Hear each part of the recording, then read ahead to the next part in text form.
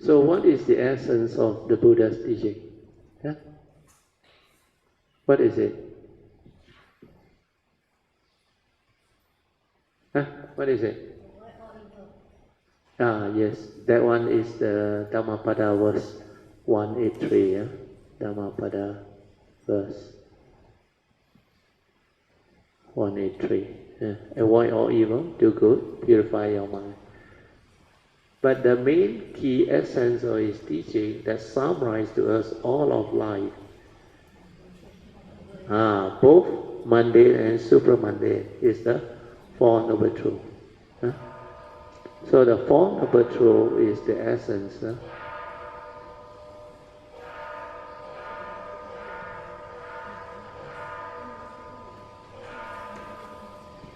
You see, the Buddha is so wise.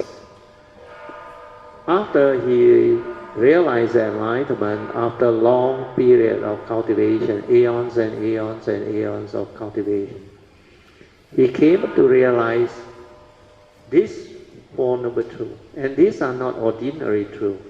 Because Noble Truth means when you understand this truth, it will make you noble ones or enlightened ones. That's why these truths are very unique. So this Four Noble Truths is how he summarized to us. Summary of life and existence. Both mundane and supramundane. So who in this universe can do that by just summarizing it into Four Noble Truths? And all of life and existence, both mundane and supramundane, are inside that. That's why all his other teachings spring off from there. They actually, from the Four Noble Truths and its three turning, they arise. All the essential Dhamma that I mentioned, all the Buddha's teaching. So this is the uniqueness of his teaching. And when you understand this, you understand life. And when you understand life, you know how to live life. Can follow? Yeah? Understand this, you understand life. And when you understand life, you know how to live life. Means you can free your mind, liberate your mind, develop the enlightenment in the here and the now. So this is most important. If you don't understand this teaching, you come to this world, you will suffer. You will become miserable. So now we go into it. What is the first Noble Truth? First Noble Truth. Huh? First Noble Truth of dukkha. And what is this first Noble Truth? Dukkha is a Pali word. They explain it as unsatisfactoriness, or sometimes they use the extreme word suffering, misery. All of your fear, worry, anxiety, sorrow, lamentation, unhappiness, unsatisfactoriness. When you cannot get what you want, when things don't go your way. When your cravings are not satisfied. All this will lead to the mind that has this, what the Buddha called dukkha. So dukkha means unsatisfactoriness, or sometimes they translate as suffering. So this is actually to explain to you the realities of life and existence. Means, within life, the Buddha said, these realities of life and existence, there are 8. There are 8 realities of life and existence. So when you live life long enough, you have to confront them. And when you confront them without understanding, you will suffer. You will become afflicted, miserable. That's why you look at the world. The Buddha called this prevalence of suffering.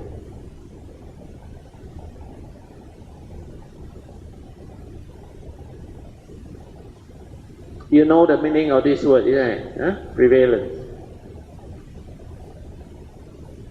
When suffering is very common everywhere.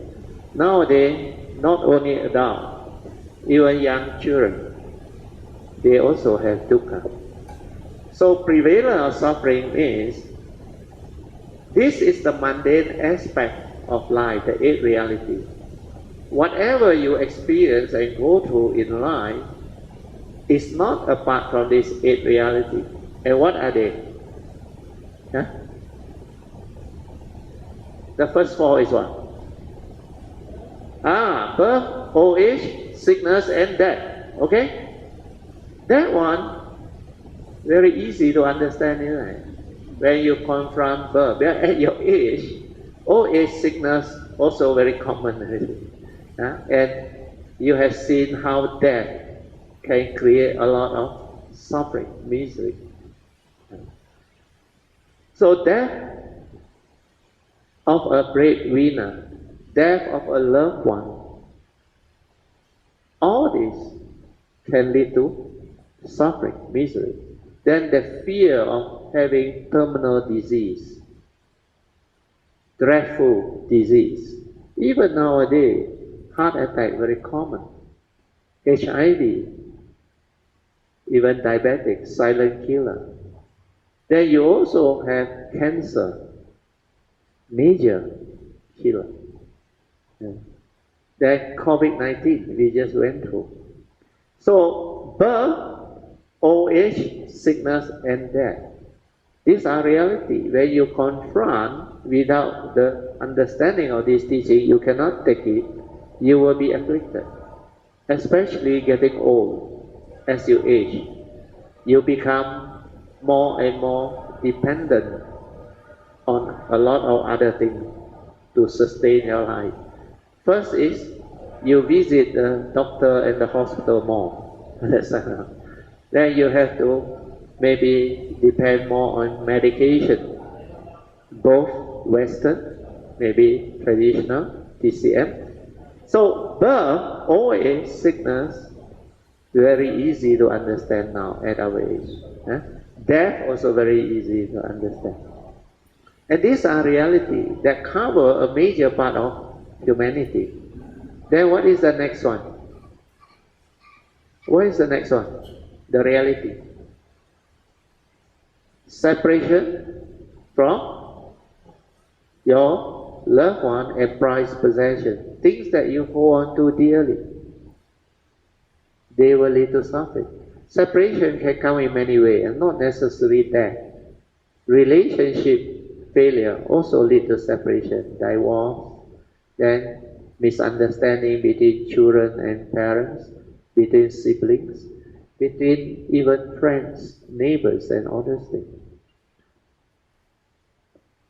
Then separation can also be related to your wealth, your possession.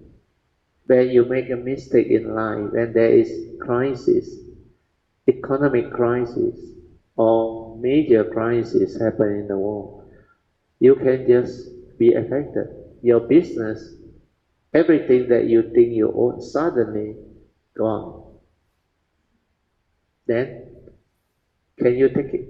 How are you going to respond to all this? So separation is a very severe reality that humanity need to confront and experience and go through. And without this Dhamma understanding, you cannot cope. Then the next one is what? When you are with people whom you don't like, okay? Who are they? If you are working career people, you have bosses and maybe those above you, you call what? Your superior, okay? They actually harass you and put fear into you. They go by management, by fear and harassment to force you to deliver. Where you're scared of losing your job.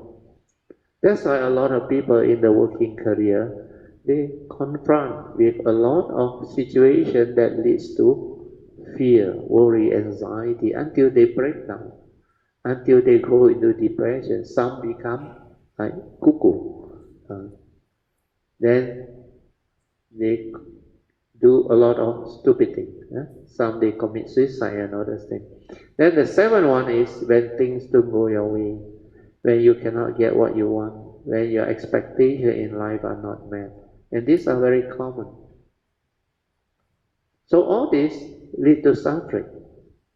Then finally the Buddha said, in short, it is because of our self-delusion, sakkayaditi, that condition us to grasp and cling on to this five aggregate of form and mind that I call dukkha. That final summary is the most important, because everything in life you try to relate, it will fall into one of these eight realities.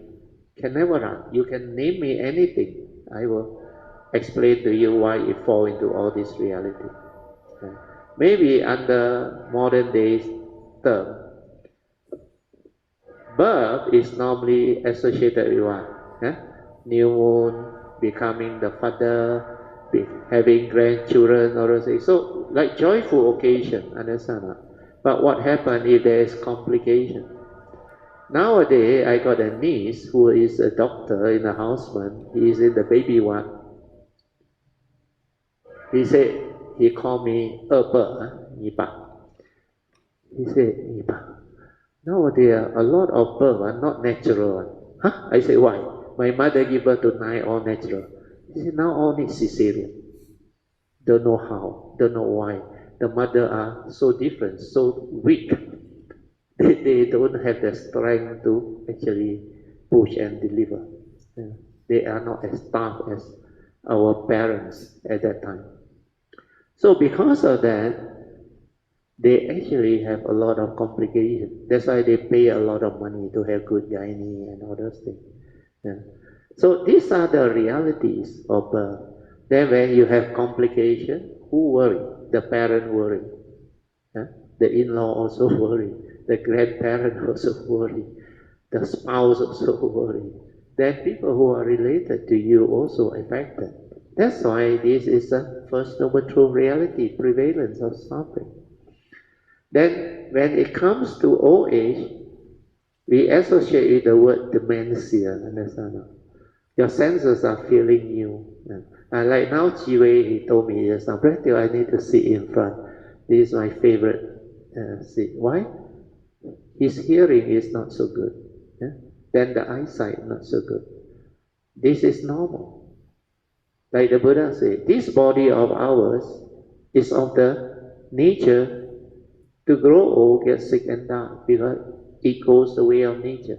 It's not a permanent, unchanging entity. It's not you. It's only element.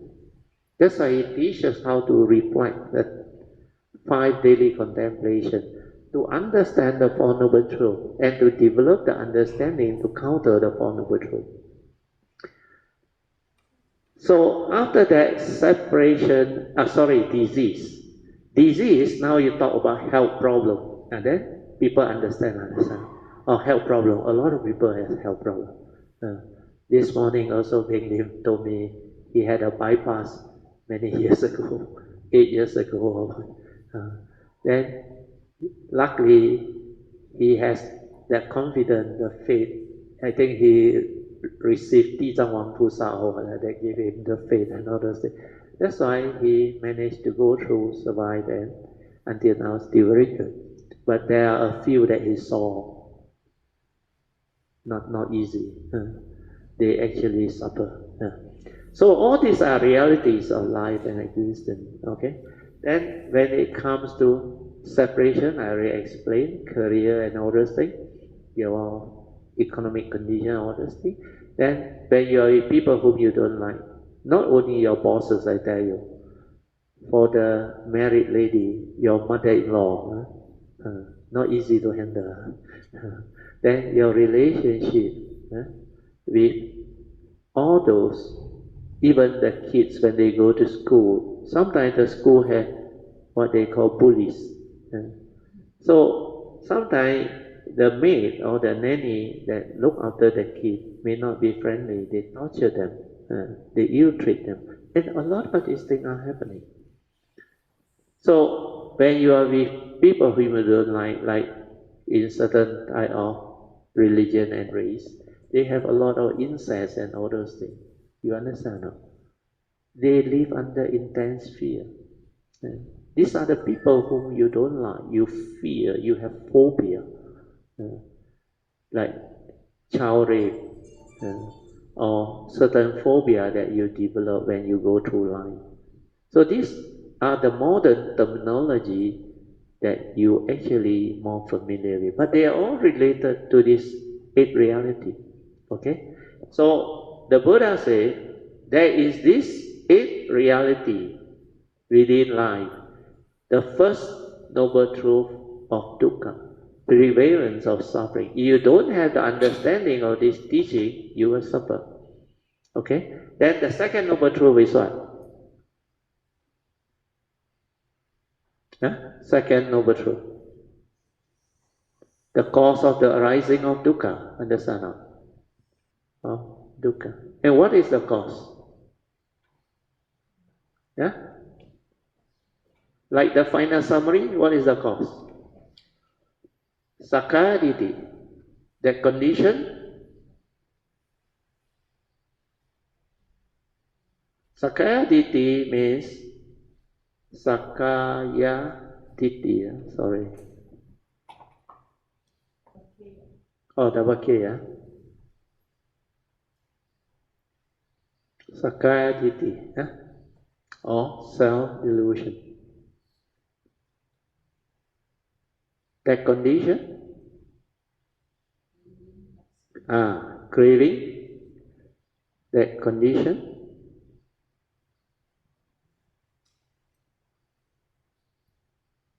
craving, grasping, clinging.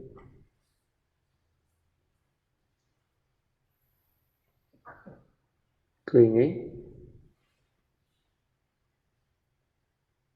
and attachment.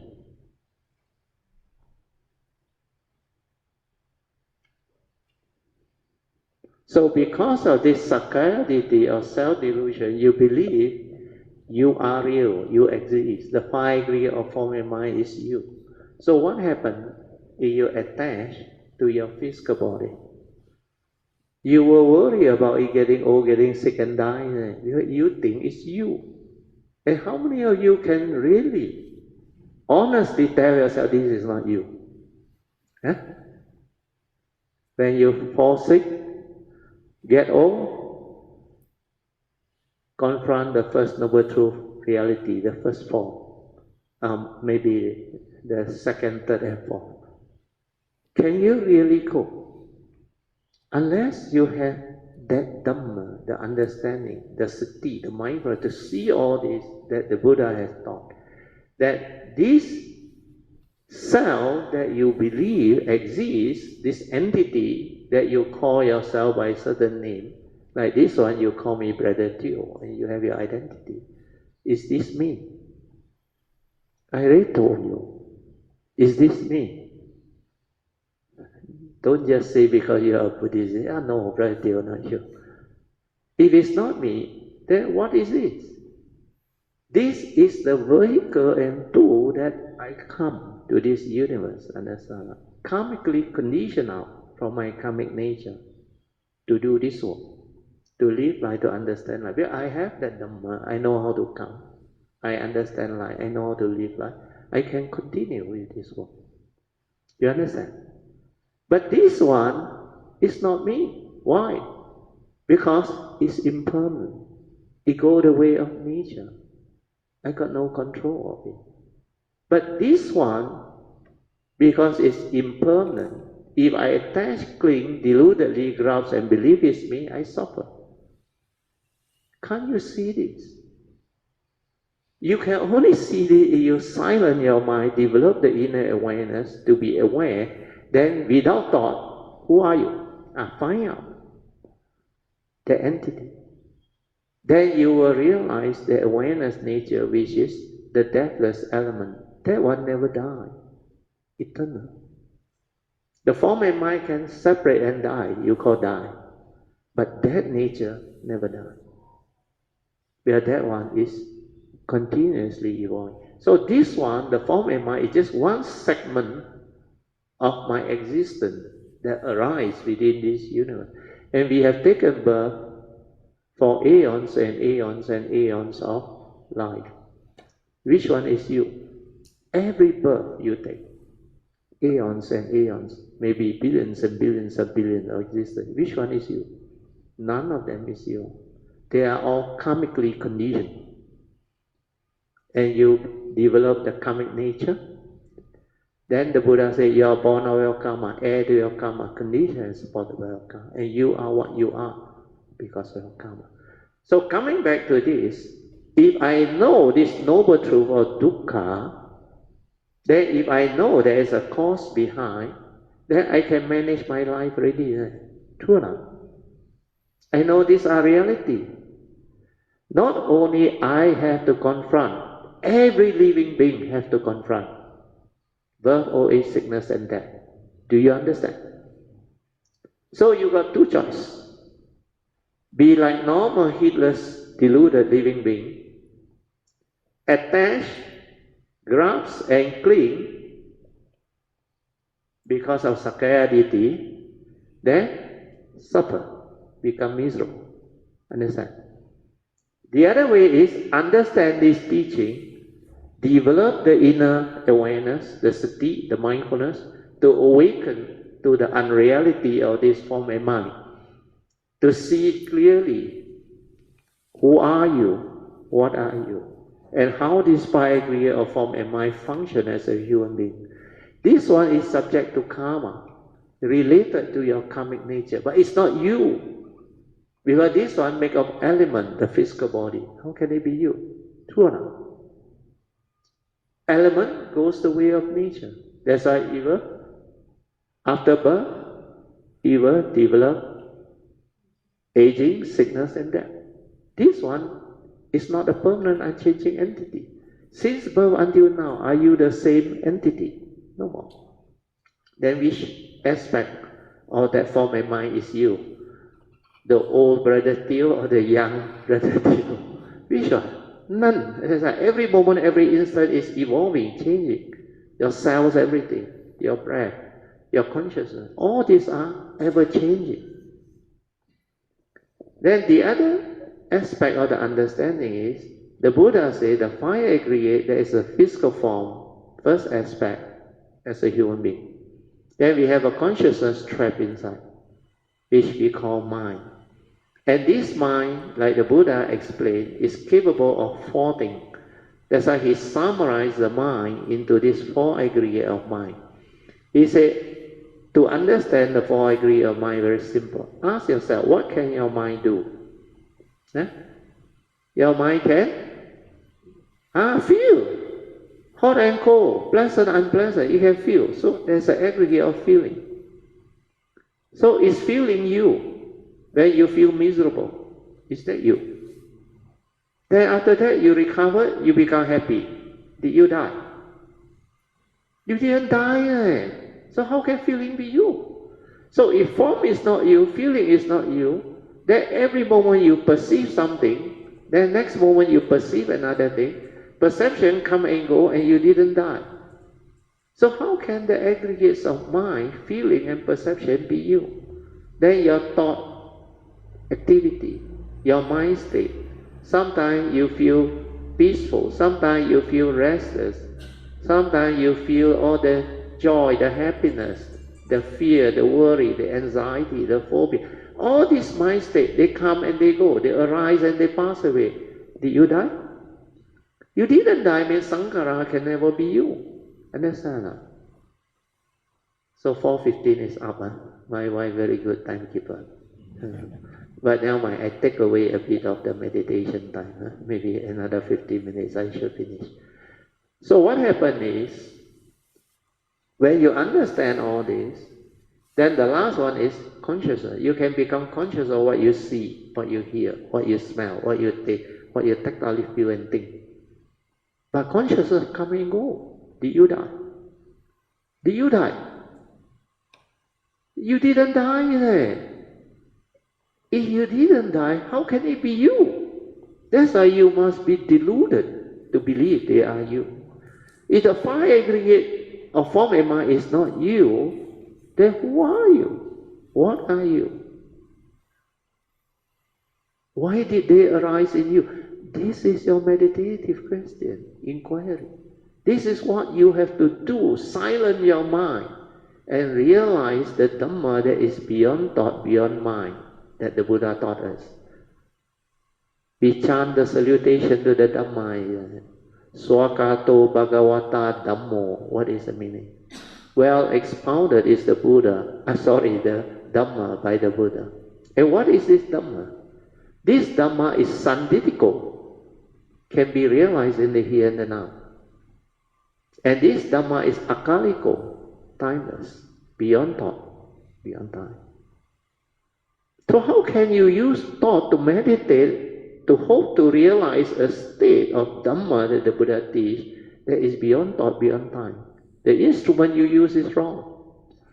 Then this Dhamma, again, the Buddha said, not only sanditiko, akaliko, ehipasiko, is it? You are invited to investigate, and it stand up to investigation. That is the truth. Then not only that, this Dhamma is opanayiko, means leading inward into your nature, your heart, your mind, your nature through the gateway. Then Pacetang veditapo vinohiti, means this wisdom and Dhamma can only be realized by the wise, each for themselves. That's why you need sati, mindfulness, to be aware, stable, to see all this. Then you start to realize what the Buddha meant by this body and mind is not me, not a permanent, unchanging entity. It comes and it goes. That's why it's impermanent. If you attach and cling and want things your way, which is not nature's way, governed by the nature's law that governs life and existence, the pancha niyama, then you suffer. And because it's impermanent, that's why there is no such thing as a permanent, unchanging entity that you can say, this is me, this is I, this is self. That's why it's anatta, non-self. And because of that, everything that arises, they follow nature's law, dependent originating, condition arising, causal phenomena, no reality, empty nature of existence. This is how you awaken and realize, then not to be deluded by this cause of suffering. Because you cling to that ego, the personality, the egoic mind, self-delusion, deludedly cling on to this. That's why it conditions you to crave, to grasp, to cling, to attach. Your loved one, your possession, your body, your house, your property, your wealth, your friend, your parent. All this establish Sakaya Deity relationship. But don't get the Buddha wrong. The Buddha said, all this exists within the conditioned world. Understand? There is such thing as parent, brother, sister, human being. And all these are subject to karma, law of karma. And within the existential world, relationship exists. That's why he said the five heavy karma, matricide, recognizes relationship. But in the unconditioned world of unconditioned Dhamma, when you realize the third noble truth, cessation of form and mind, even in the Heart Sutta, it's stated clearly, in true emptiness, all this don't exist. Understand? So our purpose is to understand his teaching that this five aggregate of form and mind, even though it's not you, but it's related to your karmic nature. You understand? You cannot simply do things. You have to follow the Dhamma way. Means, noble eightfold path. If you kill and harm, you cannot say, hey, non-self lah, not me lah, not my parent lah, not my... Where got such thing? Law of karma recognizes relationship. This is the conditioned Dhamma, understand? That's why you have to understand this and live life in accordance. That's why you must take care of karma. The first right view. How to take care of karma? Advice of the Buddha. Dhammapada verse 183. Avoid all evil, do good, and purify the mind. And this is what understanding is. Not to be deludedly conditioned by the words, the Dhamma knowledge. And you contradict yourself without understanding. One side you say anicca dukkha anatta. The other side you say me, I. Then you say, oh, non-self, I shouldn't grasp, I shouldn't cling, I shouldn't have craving, I shouldn't have attachment. But can you have the understanding to live life?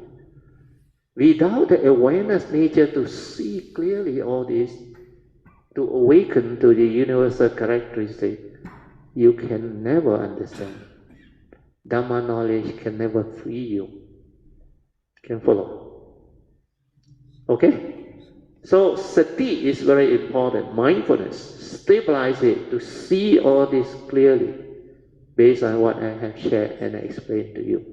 So the third noble truth, the Buddha said, when you know what dukkha is and the cause of its arising, then you know how to manage your life better. Understand? If you know that this is the cause of suffering, then what did the Buddha teach you? The 5 daily contemplation. What are they? No, the 5 daily contemplation. This body of mine is of the nature to grow old, get sick and die. For it has not gone beyond old age, sickness and death. Means to tell you that the physical body don't belong to you. Understand not? It belongs to nature. It goes the way of nature. So when your body is sick, do not cling, do not attach and grasp, and do not allow your mind to be sick together. Understand? Then in life you say, if this body not me, I sick, no need to do anything. What is your understanding? Huh? You have to develop the understanding. What happens when you are sick? Do what you have to do lah. Understand? Now you got 2 choices. Complain, react, and become miserable. There is 1 choice. What is complaint? Attach. Understand? Now? What is miserable? Suffering. What is reaction? Not able to accept the reality that this is non-self, not you. Understand? So if you don't want to learn this teaching, don't want to develop the awareness to understand, then what happens? You will suffer. Understand? That's why I say you got 2 choices. But if you learn this teaching, then you realize, why did the Buddha say, this body of mine is of the nature to grow old, get sick and die? The key answer is it goes the way of nature. Only element, no knowing. How can it be you? Understand now? The form continue to age, decay, and one day die. So see, understand. Physically, it can never be me. Then don't worry, don't attack. But because you don't meditate, you worry when you die, you don't know what happened to this fellow. They will tell you, you go to hell. You don't believe in their religion, you go to eternal hell.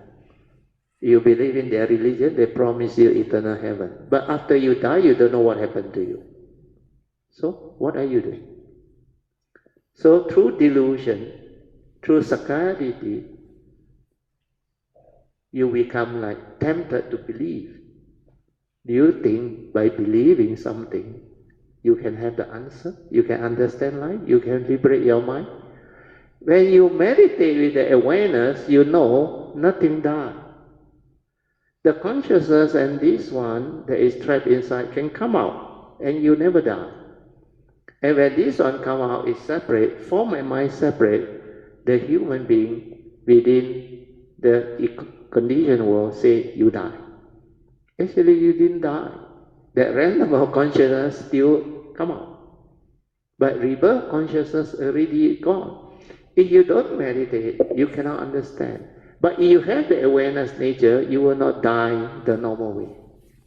The awareness nature will be there. That's why when I was 8 or 9 years old, very young, my consciousness came out. Then I saw how the craving for dissipate from my body, how the consciousness come back into one and detach and float out of my body. I was fully aware. No fear, nothing. But I was very tired when I played until no more energy. Then the craving force also no more. Then this one came out. Actually, I died. Well, after that, I cannot go in. I saw my brother come in, say all those things to us. Then I call him. He cannot hear me. I was not in my physical body, but I can have the consciousness that is fully aware and with the senses there. Then I knew something wrong. Then I saw my body down there. Then I tried to go in. I just zoom in. I cannot take control of my body. It's not my body. But because I'm a bodhisattva from the past, that's why I know how to get in. Suddenly, I just know what to do. I was still very young. I don't even know the Dhamma. I just forced it. Pop, I went in. Then the first thing I want to know is check my brother. Did he went in and say all those things? Means I'm not hallucinating or dreaming or what? He said, yeah, you were sleeping like a log. How did you know? That's why I say, nothing die. You have awareness, sati, mindfulness, you can see the whole process of your consciousness separate. Then you can continue. A lot of things you can understand. Then you have realized the unconditioned, the cessation of form and mind, you can cease. Then you have your bodhisattva vow. You will have the causes and conditions to come back again, to take rebirth, and continue your training. Understand? So all these are understanding. So the third noble truth is, oh sorry, this one I haven't finished. So the first three is to counter the unreality of this form. Understand now? Then the next one is what? Next one is what? All this that I think I own and I possess, my loved one, my prized possession, they will separate from me one day. How? When your breath stops, you no longer own anything. Understand? That's why they will separate. Sometimes before your breath stops, it also disappear and separate. Why? Crisis, or stolen, or damaged through maybe calamity, or nature's disaster, or economic crisis. It's gone. Understand? So they don't really belong to you. That's why they say, 来也空，去也空，那么施主何必苦苦为空流泪? Those who don't know Mandarin, when you come to this world, you are born into this world, you bring along anything or not? You bring along anything or not?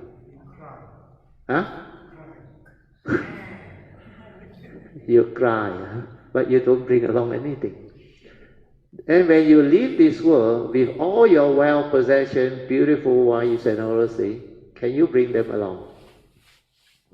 You can't, right? You come empty, you go empty. Then what you do in between? You cry, grieve and suffer over what? Emptiness. Understand? Empty nature of existence. Then like Suyan every time used to joke. When you die, your body is in heaven. You believe in that religion. But your money is still on earth, no, in the bank, no. 人在天堂，钱在银行. So is that the way to understand life? To spend your money? Or they say there are two ways to spend your money. One way is when you are alive, healthy, can move around, can really live life. You didn't spend, no. But when you are sick or bedridden, you also need to spend your money. Well, that one spent very fast. When you work that time career, 1 year maybe good job also 100,000, 200,000. That one, one day, 2 days, sometimes emergency what, 10 days, 100,000 gone already. Then the Singapore daughter realized in the Singapore ICU, and for 1 month, I think the mother, almost 1 million Sing, the bill came up. So there are two ways to spend. Sang ngao ngao yung or fan tai lei yung. You understand what? When you are lying down in the hospital, you also use a lot of money. So either way, you use your money. So when you understand this teaching, you know how to live life, you know how to manage life. That's why you have condition to make offering, donation, or what. These are what they call merits that will accrue to your karmic nature. Understand? It doesn't mean that you cannot accrue anything. You can. That's why the Buddha said you are born of your karma, heir to your karma, conditions, and you are what you are because of karma. And that is the 5th daily contemplation, you understand? And this 5 daily contemplation is to break the 4 noble truth, first noble truth reality. The 8th reality, this 5 daily contemplation give you the answer. So when you know you are born of your karma, heir to your karma, conditions for you are what you are because of your karma, you must take care of karma. That's why I cannot simply break precept, live life deludedly. Then you start to understand why the Buddha teach the 3 evil roots that make you evil: greed, hatred, and delusion. When you have them, they are the root of all evil. They make you evil. That's why it leads to karmic downfall. Your life becomes miserable. So now you want to understand why is your life like that? You ask yourself. The answer is in the 5th daily contemplation. You are born of your karma, heir to your karma, conditions of and you are what you are because of karma. So you cannot blame anybody else except your karma for what happened to you. Why some people good life, beautiful life, always like very lucky, well protected, guided, things go their way. Why some people full of misery, like non-stop suffering, misery. All this come from the teaching, the understanding of this teaching. So this 5 daily contemplation is related. So the Buddha said, 3rd noble truth, suffering need not be. Suffering need not be. Means enlightenment in the here and the now is possible. Means it's possible to realize enlightenment in the here and the now. And this is what Nibbana is. This one is to realize the unconditioned. The unconditioned can only arise if you have developed the sati, the mindfulness, the awareness, to insight into phenomena, to see things as they are, to awaken, to develop the Dhamma wisdom. When you have this wisdom, your mundane mind loses its power to grasp, cling, and hold. That's why cessation of form and mind happens. Initially it can be a glimpse, later longer duration. And this is most important, because the moment this happens, enlightenment in the here and the now, the sainthood way trigger. Then first stage of sainthood, maximum 7 life. Second stage, non-returner. Once returner, you only come back to the sanctuary one more time. Then anagami, 3rd stage of sainthood, non-returner, you take birth in the pure heaven. Then arahant, segmented life, birth and death, no more, finish. Then the Buddha never stopped there. He don't tell you that this is possible, then don't teach you how. Understand? That's why the 4th noble truth, he teach you how. He said there is a path that leads to the end of suffering, namely the Noble Eightfold Path.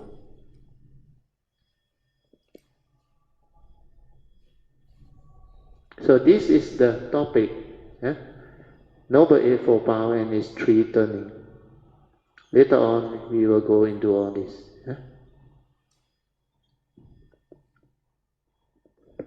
If you cultivate this Noble Eightfold Path, it will lead to the end of all suffering. Why cultivate this? So that you have the embodiment of the Noble Eightfold Path factor, understand? So that you are very noble in all aspects of life and existence. Otherwise, you cannot become enlightened. Cessation of form and mind cannot arise. He said, if you cultivate this Noble Eightfold Path, it will lead to the end of all suffering. The Satipatthana Sutta also say, under Dhammanupassana, the last category of cultivation is mindfulness of the Four Noble Truths, which include the Fourth Noble Truth, Noble Eightfold Path. Okay? So this is what you need to know. Why the Dhamma is so beautiful, so important, and not to be heedless anymore. Okay? Understand? Sadhu.